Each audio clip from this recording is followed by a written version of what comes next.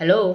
ഇപ്പോൾ മഹാരാജാസ് കോളേജിൽ രണ്ടുപേരുടെ കൂടി പഠിക്കാനുള്ള ഒരു ചരിത്രം BA ഓണേഴ്സ് 4ാം വർഷത്തിൽ രണ്ടുപേരുടെ കൂടി ഉള്ള ചരിത്രം പഠിക്കാൻ വേണ്ടി ഉൾപ്പെടുത്തി. അതിലൊരാൾ നമ്മുടെ പ്രിയപ്പെട്ട മമ്മൂക്ക, നമുക്കറിയാം മമ്മൂക്കായിരുന്നു. രണ്ടാമത്തതാണ് ദാക്ഷായണി വേലായുധൻ. ഈ ദാക്ഷായണി വേലായുധൻ എന്ന് പറയുന്ന ആൾ ആരാണെന്ന് ചോദിച്ചു കഴിഞ്ഞാൽ ഇന്ത്യൻ ഭരണഘടനാ നിയമ നിർമ്മാണ സമിതിയിലുണ്ടായിരുന്ന വനിതകളിൽ ഒരാൾ ദാക്ഷായണി വേലായുധനായിരുന്നു. ഇവർ SC വിഭാഗത്തിൽപ്പെട്ടവരായിരുന്നു. ഇത് പറയാൻ കാരണം, ഞാനൊരു റിപ്പോർട്ടിൽ കണ്ടൊരു വീഡിയോ അനുസരിച്ചൊരു വീഡിയോ ചെയ്തു. അതായത് നമ്മുടെ വേടൻ ഹിരൺദാസ് മുരളി പറഞ്ഞിരുന്നു DNA പോലും പഠിക്കാൻ കഴിവില്ല എന്ന് പറഞ്ഞ സമയത്ത് ഞാൻ കുറച്ച് പേരെ പേരെടുത്ത്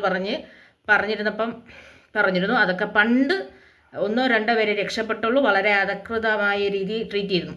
ആ കാലത്ത് പഠിച്ച ഒരാളുടെ കാര്യമാണ് പറയുന്നത്. ഇന്ത്യൻ ഭരണഘടന രൂപീകരിക്കുന്നതിന് മുമ്പ് പഠിച്ച് ഡിഗ്രി മേടിച്ച ഒരാളുടെ കാര്യമാണ് ഈ പറയുന്നത്, ദാക്ഷായണി വേലായുധൻ. അതായത് കൊച്ചിയിലുള്ള ഒരു ദ്വീപ് പോലെ ഒരു സ്ഥലത്ത് ജനിച്ച് വളർന്ന് 5 മക്കളുള്ളതിൽ 4ാമതായിട്ടുള്ളതിൽ വളർന്ന് അന്നത്തെ എല്ലാ പ്രതികൂല സാഹചര്യങ്ങളെയും തരണം ചെയ്ത് പഠിച്ച് 10ാം ക്ലാസ്സും പാസ്സായി കോളേജ് വിദ്യാഭ്യാസത്തിന് മഹാരാജാസിൽ വന്നു. പിന്നെ മുംബൈ പോയി പഠിച്ചു. അങ്ങനെ പഠിച്ച് നേടി നിയമസഭാ അംഗമായി ഈ നിർമ്മാണ സമിതിയിൽ സ്ഥാനം ലഭിച്ചു. അതിലും കൂടെ വർക്ക് ചെയ്ത വ്യക്തിയാണ് ദാക്ഷായണി വേലായുധൻ എന്ന് പറയുന്നത്. ഒരേ ഒരു വനിതാ അംഗമായിരുന്നു അന്ന്. കാരണം പഠിച്ച വ്യക്തി ഒരാളെ അന്നും ഉണ്ടായിരുന്നുള്ളൂ.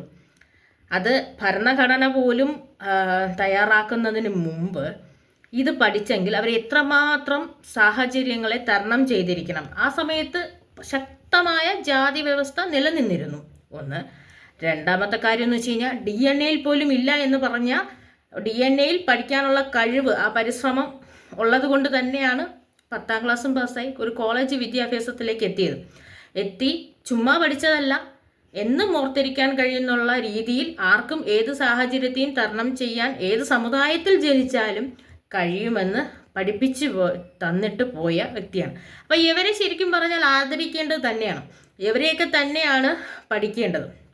ഇവരുടെ ചരിത്രം തന്നെയാണ് നമ്മുടെ തലമുറ പഠിക്കേണ്ടത്. ആ പഠിക്കണം എന്നുള്ള ഉദ്ദേശത്തിന്മേൽ തന്നെയാണ് സിലബസിൽ ഇത് ഉൾപ്പെടുത്തിയത്. ഇവരുടെയൊക്കെ പഠനം അത്യാവശ്യമാണ്. കാരണം നമുക്ക് ഇന്നത്തെ കിട്ടുന്ന സാഹചര്യം അതിൻ്റെ പകുതി പോലും കിട്ടാത്ത കഴിഞ്ഞ തലമുറ, അതിൽ നിന്ന് 2-3 തലമുറകൾക്ക് മുമ്പ് ഈ നിയമവും നിർമ്മാണവും എന്നൊക്കെ പറഞ്ഞതിന് മുമ്പ് ഈ മാടമ്പി ഭരണമൊക്കെ ഉണ്ടായിരുന്ന കാലത്ത് പഠിച്ചതും പഠിക്കാൻ പ്രയാസപ്പെട്ടതും ആഹാരത്തിന് ബുദ്ധിമുട്ടിയതും വസ്ത്രങ്ങൾക്ക് ബുദ്ധിമുട്ടതുമായ വലിയൊരു ചരിത്രം പറയാൻ ദാക്ഷായണി വേലായുധൻ്റെ കാണും. ആ ചരിത്രമാണ് ഇനി കുട്ടികളിലേക്ക് എത്താൻ പോകുന്നത്.